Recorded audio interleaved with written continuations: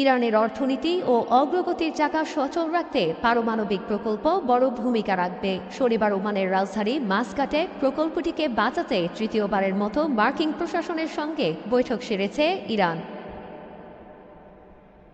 বৈঠক শেষে স্বস্তির বার্তা দেন ইরান ও মার্কিন প্রতিনিধিরা। পররাষ্ট্রমন্ত্রী আব্বাস আরাকচি জানান, আলোচনায় ইরানের পরমাণু প্রকল্পে বিশ্বাস রাখার বিষয়টি খোলাসা করা হয়। এছাড়া নিষেধাজ্ঞা তুলে নেওয়ার বিষয়ে বিস্তর আলোচনায় ইরান সন্তুষ্ট বলেও মন্তব্য করেন আব্বাস।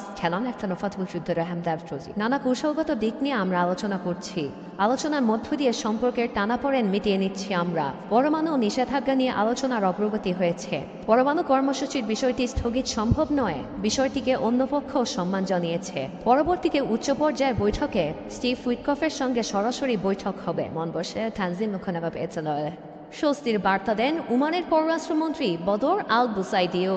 জানান, আগামী ৩ মে উচ্চ পর্যায়ের বৈঠকে স্বার্থ সংশ্লিষ্ট বিষয় নিয়ে বিস্তর আলোচনায় বসবে তেহরান ও ওয়াশিংটন, যেখানে অর্থনৈতিক বিশেষজ্ঞদের সঙ্গে আন্তর্জাতিক পরমাণু শক্তি কমিশনের প্রধানও অংশ নেবেন বলে জানান তিনি।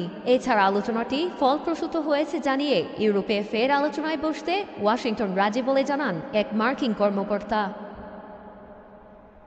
আলোচনার পর শিগগিরই একটি চুক্তি স্বাক্ষরের বিপদ বন্ধ করা হবে বলে মন্তব্য করেছেন মার্কিন প্রেসিডেন্ট ডোনাল্ড ট্রাম্প। তবে কূটনৈতিক আলোচনা বিফলে গেলে ইরানের উপর সামরিক বল প্রয়োগের হুমকিও দিয়েছেন তিনি। এদিকে ইরানকে পারমাণবিক শক্তি থেকে দূরে রাখার জন্য ইইউ থেকেও তদবির এসেছে মার্কিন প্রশাসনের কাছে। তবে নিজেদের প্রতিরক্ষা ব্যবস্থা বা পরমাণু সমৃদ্ধকরণ নিয়ে কোনো সমঝোতা সম্ভব নয় বলে সাফ জানিয়ে আসছে ইরান।